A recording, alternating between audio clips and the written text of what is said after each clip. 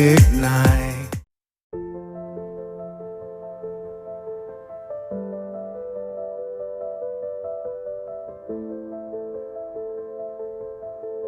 The municipality of Leon, formerly called Comando, was founded in 1730 with Bernabe Boncag as the Gobernador Civil. It was moved to Sitio Capan in 1866 and renamed Leon. 2 years later, officially later Leon, Spain to the hometown of parish priest Friar Agustin Castro. Though another version creates Capitan Leon, resident keep surname starting with C to honor Comando as ordered by Gov. Labella in 1894. In 1905, Leon, Alimujan, and San Miguel were merged under American rule with Leon as the seat.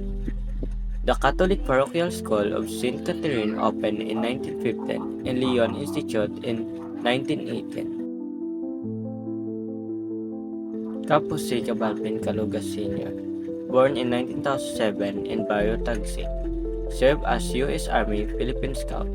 During the 1942 Battle of Bataan, he crossed open terrain under heavy fire to operate a cannon against enemy forces, becoming the first Filipino to receive the U.S. Congressional Medal of Honor.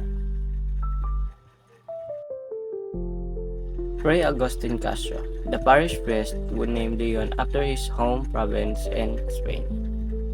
Barrio Guerrillas. Leon and Barrio Tagsig were key areas for the resistance movement during the Japanese occupation. Demetrio Dime Sonsa, a late historian and former Iloilo Vice Governor who advocated for the recognition of Ilonggo heroes. Leon is a second-class municipality in Iloilo Province, Philippines, covering 140 and 20 square kilometers with a 2024 population of 52,777. It is located in the southwest western and eastern side of Panay Islands, bordered by Alimujan to the north, San Miguel to the east, Tigbawan and Tubungan to the south, and San Romeo Antique to the west. Known for mountainous and plain landscape, it has a small urban core of 276.16 hectares and vast rural agricultural land of 13,728.84 hectares, with land use primarily focused on agriculture. Flora and fauna, rich in vegetation, rice terraces, and vegetable farms, known as the vegetable basket of Iloilo. Population 52,777, 2024 census, density 380 per kilometer per second. Economy, agriculture-based farm and livestock with growing tourism and small enterprises. Leon, Iloilo is recognized as the summer capital of Iloilo and the vegetable basket of Iloilo, especially for its Bukhari area. Its culture is deeply rooted in agriculture, highland living, and traditional crops. The Kaeng Festival is celebrated annually in November with the town fiesta, honoring the hand-woven bamboo basket used to carry a highland produce.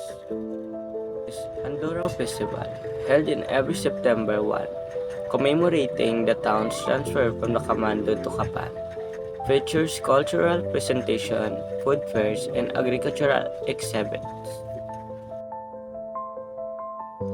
Language, Kinaraya is the main dialect. Hiligaynon and Tagalog are also widely spoken. St. Catherine of Alexandra Church, historical religious site. Leon Plaza features Leon carvings, a bandstand, and park facilities. Tradition, strong Catholic faith community, gatherings, and preservation of local heritage. Tourist attractions, Bukhari Mountain Range cold climate, pine forest, and rice terraces. Imoy Falls is a stunning natural attraction located in Sitio Camandag, Leon, Iloilo.